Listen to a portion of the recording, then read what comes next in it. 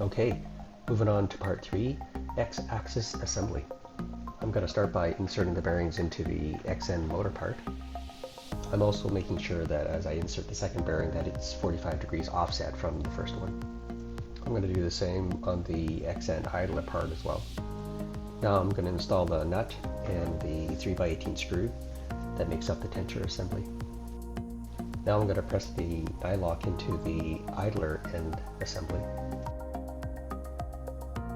As I place the idler pulley into the idler assembly, I'm tightening the screw down and ensuring that it's not too tight so that the idler can still spin freely. From the remaining rods, I'm going to locate the two longest ones.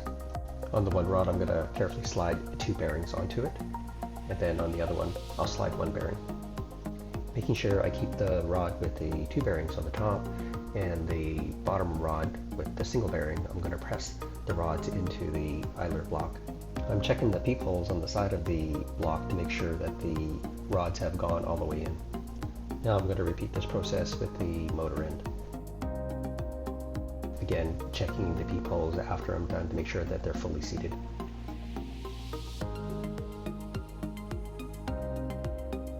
Next, I'm going to locate the X-axis motor,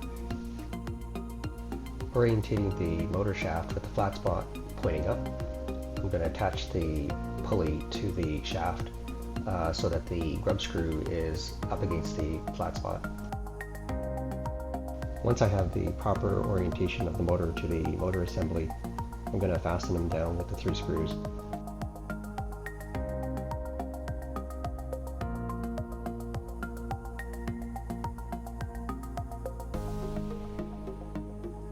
Well, that's it for part 3.